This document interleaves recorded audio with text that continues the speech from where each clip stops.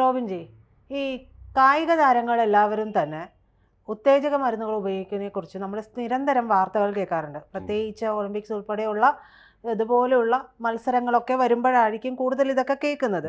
അപ്പോൾ ഇവരുടെ വളർച്ച എന്ന് പറയുന്നത് ഇത്തരത്തിലുള്ള കാര്യങ്ങളിലൂടെ പോയിട്ടുള്ളതാണോ എന്നുള്ളത് നമുക്ക് പിന്നീട് സംശയം വരും. കാരണം അതിനു മുമ്പ് അവർ വിജയിച്ചിട്ടുള്ള മത്സരങ്ങളിലെല്ലാം തന്നെ ഇതൊക്കെ ഉപയോഗിച്ചിരുന്നോ എന്നുള്ളത് നമുക്ക് സംശയം വരുന്ന ഒരു സാഹചര്യമുണ്ട്.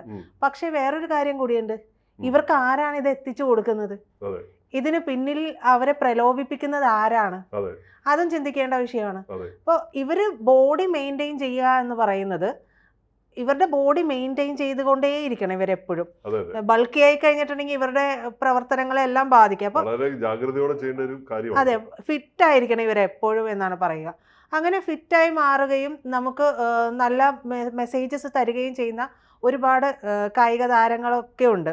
ഇപ്പം നമ്മുടെ മോദിജി വരെ, നമ്മുടെ പ്രധാനമന്ത്രിജി വരെ ഇപ്പോഴും ബോഡി ഫിറ്റിൻ്റെ കാര്യത്തിൽ വളരെ തൽപരനാണ്. അപ്പോൾ അദ്ദേഹത്തെ അനുകരിച്ചുകൊണ്ട് ധോണി വന്നിട്ടുണ്ടായിരുന്നു. അങ്ങനെ ഒരുപാട് പേര് അതിനോടൊക്കെ അനുബന്ധിച്ച് വരികയും ചെയ്തിട്ടുണ്ട്. നമുക്ക് നല്ലൊരു മാതൃക ഇതിൻ്റെ നമ്മുടെ രാജ്യത്തുണ്ട്. പക്ഷേ എല്ലാ രാജ്യങ്ങളിലും അങ്ങനെ ആകണമെന്നില്ല. ഇപ്പോൾ ഞാൻ കഴിഞ്ഞ ദിവസം കേട്ട ഒരു വാർത്ത എന്ന് പറയുന്നത്, ഒരു താരം, അതായത് ഒരു കായിക താരം, അദ്ദേഹം നല്ലൊരു കായിക താരമായിരുന്നു. പക്ഷെ അദ്ദേഹത്തിൻ്റെ ഏതോ ഒരു തലതിരിഞ്ഞ സമയത്ത് അദ്ദേഹം ചെന്ന് വിട്ടത് മയക്കുമരുന്ന് വ്യാപാരത്തിലേക്കാണ്. മാത്രമല്ല, പെട്ടു എന്ന് മാത്രമല്ല, അദ്ദേഹം ഇതിന്റെ തലവനായി മാറുകയും ഒരുപാട് കുറ്റകൃത്യങ്ങളിലേക്ക് പോവുകയും ചെയ്തു എന്ന് പറയുകയുണ്ടായി. അപ്പോൾ ആരാണ് ഇയാള്? അദ്ദേഹത്തിന്റെ പേര് റയാൻ വെഡ്ഡിങ് എന്നാണ്. അദ്ദേഹം കാനഡയുടെ മുൻ ഒളിമ്പിക് താരമാണ്. അദ്ദേഹം ചെയ്തിരുന്നത് സ്നോ ബോർഡിങ് എന്ന് പറഞ്ഞിട്ടുള്ള ഒരു കളിയാണ്. ആ കളിയിൽ അദ്ദേഹം 2002 കാനഡയെ പ്രതിനിധീകരിച്ച് ഒളിമ്പിക്സിൽ പങ്കെടുത്തിട്ടുള്ള ഒരു വലിയ പെർഫോമറാണ് അയാൾ.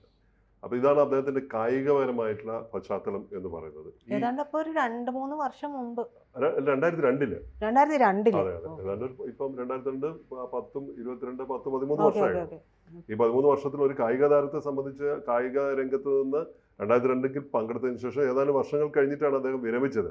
പക്ഷെ അതിനുശേഷം അദ്ദേഹം ഈ ഒരു ഏരിയയിലേക്ക് വന്നിട്ട് അധികം ആയിട്ടില്ലെന്നാണ് മനസ്സിലാക്കേണ്ടത്.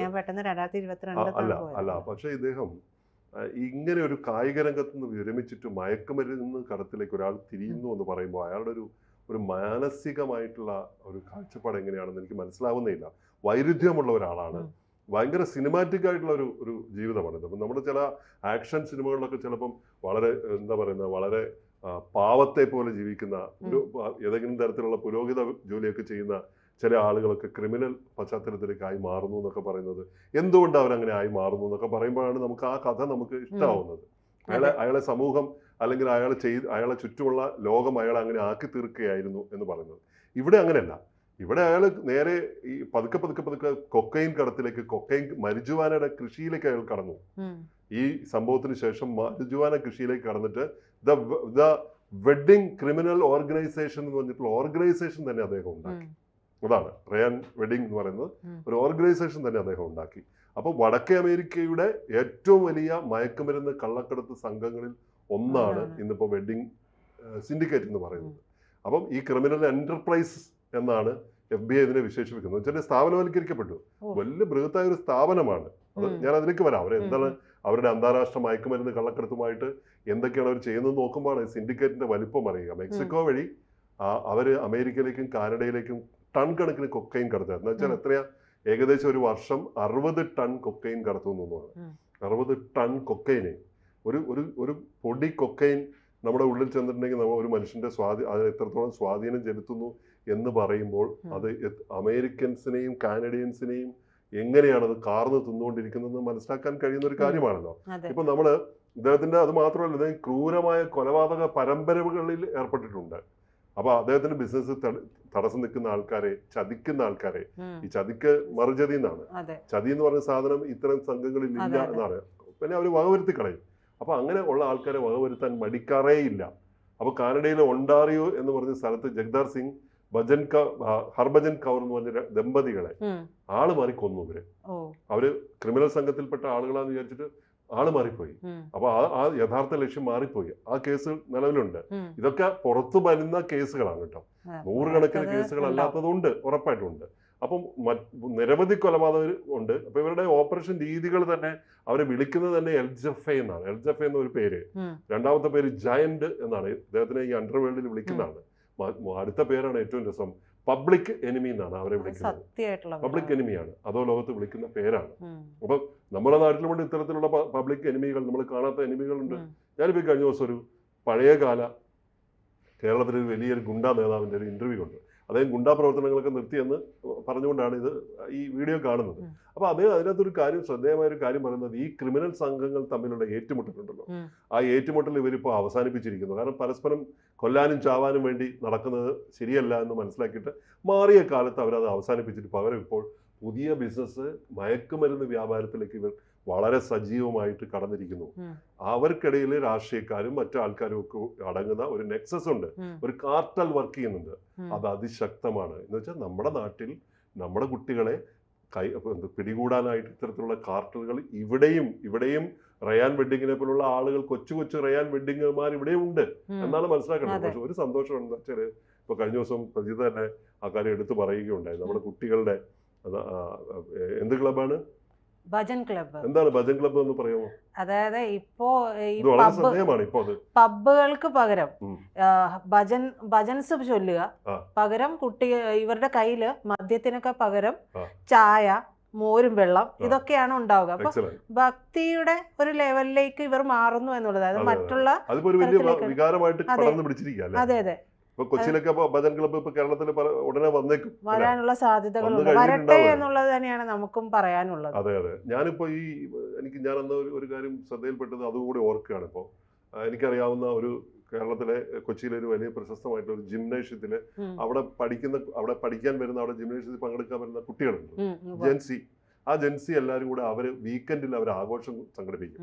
ഈ ആഘോഷം സംഘടിപ്പിക്കുന്ന അവർ മദ്യം ഉപയോഗിക്കില്ല, ബിയറോ പോലുള്ള ഒരു സാധനം ഉപയോഗിക്കില്ല, നോ ലഹരി. പകരം എന്താ വെച്ചാൽ അവർ ഈ പറഞ്ഞ വെള്ളവും മറ്റു സാധനങ്ങളൊക്കെ മാത്രം ഉപയോഗിച്ചുകൊണ്ട് നൃത്തം ചെയ്തുകൊണ്ടാണ് അവരതിനെ ആഘോഷിക്കുന്നത്. അതൊരു ലഹരിയായിട്ട് അവർ മാറ്റുകയെന്നുള്ളത്. യഥാർത്ഥത്തിൽ എനിക്ക് പലപ്പോഴും ഈ പുതിയ തലമുറ ശരിക്കും പറഞ്ഞാൽ യഥാർത്ഥ പാതയിലാണ് എന്ന് എനിക്ക് പലപ്പോഴും തോന്നിയിട്ടുണ്ട്. ഈ തലമുറയെ ലക്ഷ്യമിട്ടുകൊണ്ട് യഥാർത്ഥ പാതയിൽ നിന്നും അവരെ മറ്റു പാതയിലേക്ക് കൊണ്ടുപോകാനാണ് ഇത്തരം കാർട്ടലുകൾ പ്രവർത്തിക്കുന്നതെന്ന് പറയുന്നതാണ് ഏറ്റവും വലിയ സങ്കടം. അവരുടെ പിടിയിൽപ്പെടാതെ കാത്തു സംരക്ഷിക്കേണ്ടത് നമ്മുടെ ചുമതല കൂടിയാണ്. എന്നാൽ ഈ റയാൻ വെഡിങ് ഇപ്പോൾ ഒളിവിലാണ്. ഇയാള് മെക്സിക്കോയിലാണ് ഒളിച്ചു താമസിക്കുന്ന പിടികിട്ടാ പുള്ളിയാണ്. ഇയാളുടെ പാരിതോഷികം FBI പ്രഖ്യാപിച്ചിരിക്കുന്നത് $5 മില്യൺ. അപ്പൊ $5 മില്യൺ ഇയാൾക്ക് തലയ്ക്ക് വില പറഞ്ഞിരിക്കുന്ന ഈ ചങ്ങാതി, ഈ റയാൻ വെഡിങ് എന്ന് പറഞ്ഞിട്ടുള്ള ഈ ക്രിമിനൽ, പബ്ലിക് എനിമി എന്ന് പറഞ്ഞ ഇയാള് ഇപ്പോ ഒരു കേസിലാണ്, മുഖ്യപ്രതിയായിട്ടുള്ള ഒരു കേസ് ഇയാൾക്കെതിരായി വന്നിരിക്കുന്നത്. FBI-യുടെ സാക്ഷിയായിരുന്നു. ഇയാൾക്കെതിരായി സാക്ഷി പറഞ്ഞിരുന്ന FBI-യുടെ ഒരു സാക്ഷിയെ, ഒരു കാനഡിയൻ പൗരനെ, ജൊനാഥൻ അസെബെഡോ എന്ന് പറഞ്ഞ പയ്യനെ, ഒരാളെ കൊളംബിയയിലെ ഒരു റെസ്റ്റോറൻറ്റിലേക്ക് വിളിച്ചു വരുത്തിയിട്ട് അവിടെ വെച്ചിട്ട് ഷൂട്ട് ചെയ്ത് കൊന്നു കളഞ്ഞു ഇയാള്.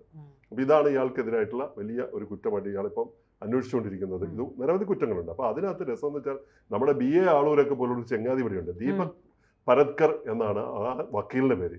ഈ വക്കീൽ പറഞ്ഞത്രേ, ഈ സാക്ഷിയെ കൊന്നാൽ കേസ് മിക്കവാറും തള്ളിപ്പോകും, അപ്പൊ അതും കൂടെ അങ്ങ് തട്ടിയേക്ക്. അപ്പൊ പുള്ളി ആ വക്കീൽ പറയുന്ന അവസാന വാക്കായിട്ട് ഈ ഡെവിൾസ് വക്കീൽ പറയുന്ന, അഡ്വക്കേറ്റ് പറയുന്ന കാര്യങ്ങൾ ഏറ്റെടുത്തിട്ട് അങ്ങോട്ട് തട്ടി. അത് തന്നെ ഇപ്പൊ അയാളും അകത്താണ്. അപ്പൊ അതേപോലെ ഭാഗ്യമായിട്ട് നിരവധി ഡസൻ കണക്കിന് വക്കീലന്മാർ ഇപ്പൊ അകത്തായിട്ടുണ്ട്. ഇവരൊക്കെ ചെയ്യുന്ന ഇതാണല്ലോ, ഈ വക്കീലന്മാരെ വലിയ സംഘത്തെ, ഡെവിൾസ് അഡ്വക്കേറ്റുമാരുടെ സംഘത്തെ വെച്ചുകൊണ്ടാണ് ഇവരുടെ സകല പരിപാടി. ഈ പാർട്ടികളുടെ എല്ലാം പരിപാടി ഇത് തന്നെയാണ്, ലോകത്ത് എല്ലായിടത്തും അങ്ങനെ തന്നെയാണ്. അപ്പൊ അങ്ങനെ പോകുമ്പം ഇത്തരത്തിലുള്ള നമ്മുടെ ഈ പബ്ലിക് അക്രമാസക്തമായിട്ടുള്ള ഈ ഒളിമ്പിക് താരം ഇപ്പൊ അയാളോട് ഒരു തേരോട്ടം ലോകത്ത് നടത്തിക്കൊണ്ടിരിക്കുകയാണ്. മെക്സിക്കോയിൽ താമസിച്ചുകൊണ്ട് ടൺ കണക്കിന് കാനഡയിലേക്കും അമേരിക്കയിലേക്കും കൊക്കൈൻ കടത്തുന്ന ഈ പാർട്ടിയുടെ ഒരു ജീവിതം, അതിന്റെ ഒരു വ്യാപ്തി, അതുണ്ടാക്കുന്ന ദുരന്തം എന്നൊക്കെ പറഞ്ഞ ചില്ലറ ദുരന്തമൊന്നുമല്ല. മെക്സിക്കോ എന്ന് പറയുന്നത് ഡ്രഗ് കാർട്ടലുകളുടെ നാടാണ്. അപ്പൊ അതിനെ വിശേഷിപ്പിക്കുന്ന FBI-യും ആ രംഗത്തുള്ള വലിയ ഏജൻസികളും അയാളെ വിശേഷിപ്പിക്കുന്നത് ആ മോഡേൺ, പിന്നെ കൊളംബിയയിലെ വലിയ രാജാവ് ഉണ്ടായിരുന്നല്ലോ, ഡ്രഗ് രാജ പാബ്ലോ എസ്കോബാർ, ആധുനിക പാബ്ലോ എസ്കോബാർ എന്ന് പറയുന്നത്. ആ രാജ്യത്തിന്റെ GDP കടവായപ്പോ കടം മുഴുവൻ ഞാൻ വീട്ടിൽ തരാം, എനിക്ക് രാജ്യം എഴുതി തരാൻ പറഞ്ഞ ആളാണ്. ചൈനയൊക്കെ ചില രാജ്യങ്ങളോട് ചെയ്യുന്ന പോലെ, മൊത്തം എഴുതി വാങ്ങുന്നത് പോലെ. അയാളെ തോക്കിന് എറിയൊക്കെയായിരുന്നു, വെടിവെച്ച് കൊല്ലുകയായിരുന്നു.